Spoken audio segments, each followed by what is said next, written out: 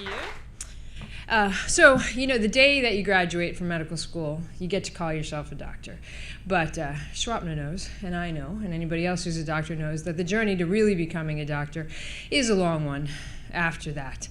And it's full of a lot of clouds.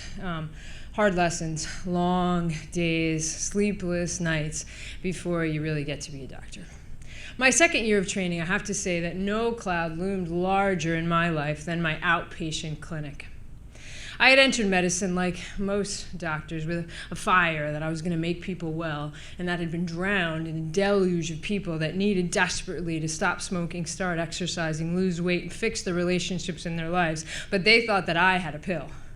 I was going to make the sun shine, and none of that necessary anymore.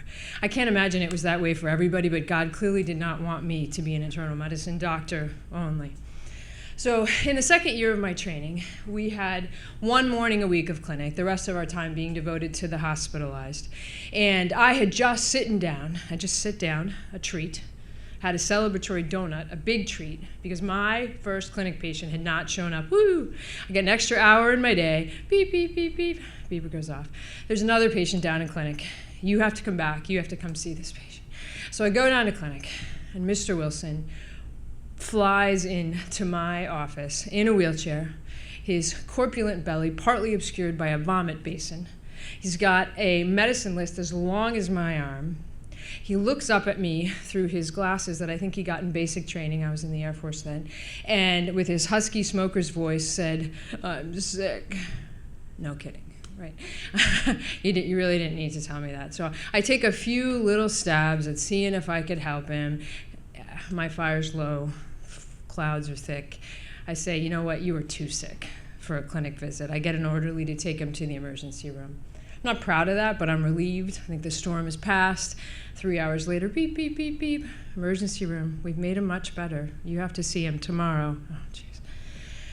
So the next day, I go down to clinic with much trepidation. Mr. Wilson rolls back into my clinic room, no vomit basin this time, and he looks at me and he says, "I need help." I said, "Doc, I have a nephrologist, I have a pulmonologist, I have a cardiologist. I need a quarterback. I don't want to be in the hospital anymore." Whew, wow. Ray of light, connection. I became Mr. Wilson's quarterback.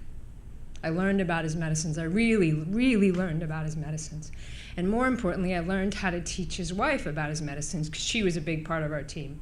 And so she called me every Monday. I worked with his medicines. We talked about his diet. And he wasn't well. He was not well. But he got less sick, and he could do some stuff. That was clearly the silver lining for him. The silver lining for me was more of a surprise. I didn't see him that often in clinic because we talked on the phone all the time, but when I did see him in clinic, he talked to me about the things that he now could do, and he really relished the simple things that he could do, like going for a ride in the country. I lived in Texas. I don't know if anybody else has lived in Texas, but the roadsides in Texas in spring are all grown up. They don't mow them. But you know why they don't mow them? Because Lady Bird Johnson planted wildflowers on all the roadsides in Texas, and I had never noticed that before. But I did, because he told me to. And he was a great people watcher, because he was sitting still all the time, and he loved to go to the food court at the mall. And he had the best stories about the food court in the mall. He took my role as his quarterback very seriously. I didn't realize how seriously until I was down in the resident clinic in the bowels of the hospital, and the chief of the cardiologist department, we all kind of stood up when he came in the room, came down, and he was looking for me. Now, he was Mr. Wilson's cardiologist. And he said, "Hey, Beth, I just saw Mr. Wilson.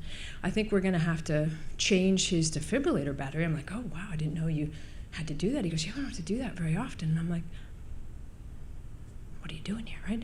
And he says, "Well, I'm not allowed to do it unless you tell me it's okay." And I was like, "Oh my God." I'm like, "Okay." So the Monday comes. We're about to change his defibrillator battery. Mrs. Wilson calls me. And this time she says, "Dr. Horenkamp, I lost him yesterday." I honestly didn't immediately understand what she meant. I thought, he's in a wheelchair. How did you lose him? He's big.